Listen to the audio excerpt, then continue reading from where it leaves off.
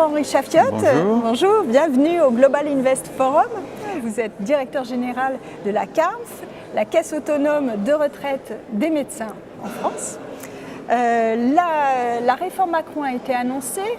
Quels sont selon vous les points plutôt rassurants et au contraire ceux qui vous inquiètent un petit peu? Alors la réforme Macron, on connaissait un petit peu les grandes lignes, mais ils ont été confirmés hier par la ministre, Madame Buzyn, et le haut-commissaire. Oui. Donc je rappelle ces grands principes, un régime universel qui remplacera les 42 régimes existants, la création d'un système par points, oui. Le fait que le régime aura le même rendement, c'est-à-dire qu'un euro cotisé donnera les mêmes droits pour toutes les professions, Oui. et enfin le maintien de l'âge de 62 ans de départ à la retraite. Oui. Donc le point positif, c'est qu'effectivement c'est un système qui apparaît très simple, mais la mise en œuvre risque d'être très complexe, Oui. parce que ce qui a été annoncé, c'est une mise en œuvre très progressive qui ne commencera pas avant 2025 et qui sera étalée sur un certain nombre d'années. C'est plutôt rassurant pour vous? Alors c'est plutôt rassurant, oui. Ça c'est un point positif dans la mesure où les caisses auront le temps de s'adapter aux changements. Il y aura les anciens droits à gérer parce que les anciens droits seront conservés intégralement d'après ce qui a été dit hier. Et autre point rassurant, c'est que les indépendants, dont les professions libérales, auront un système de cotisation particulier.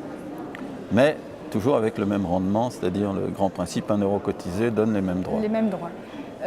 Donc le principal point inquiétant, c'est la complexité de l'ensemble, c'est ça? Alors c'est la complexité de la mise en œuvre, le fait aussi que le plafond retenu qui est de 120 000 euros par an, donc qui couvre pratiquement toute la population, pourrait poser des problèmes de solidarité dans la mesure où le taux de remplacement sera le même quel que soit le revenu. C'est-à-dire que, en gros, le SMICAR aura le même taux de remplacement que le haut revenu, que le cadre supérieur, alors que actuellement les bas revenus, revenus inférieurs en tout cas au SMIC, ont un taux de remplacement très supérieur.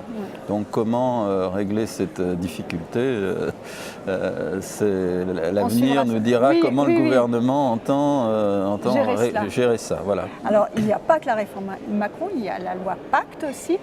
Comment l'appréhendez-vous justement dans ce contexte-là aussi? Alors, la loi Pacte, c'est une loi intéressante. Là, on en connaît bien les contours puisqu'elle vient d'être votée par l'Assemblée nationale. Le problème, c'est l'articulation avec la réforme Macron.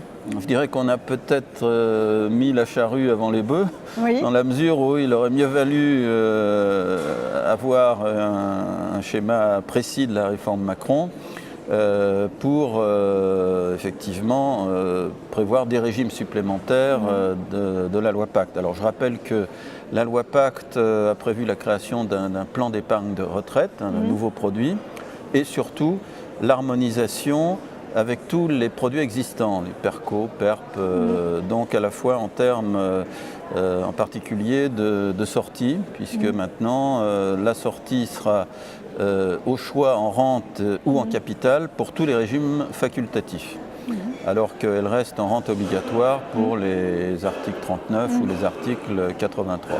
Donc c'est une loi qui me semble assez cohérente. Reste à savoir s'il y aura suffisamment de ressources pour alimenter ces nouveaux plans. Et trouver l'équilibre. Et trouver l'équilibre, parce que le régime universel va peut-être absorber toutes les ressources de cotisation. On suivra ça. Je vous remercie. Je vous en prie. Merci. Bonne journée.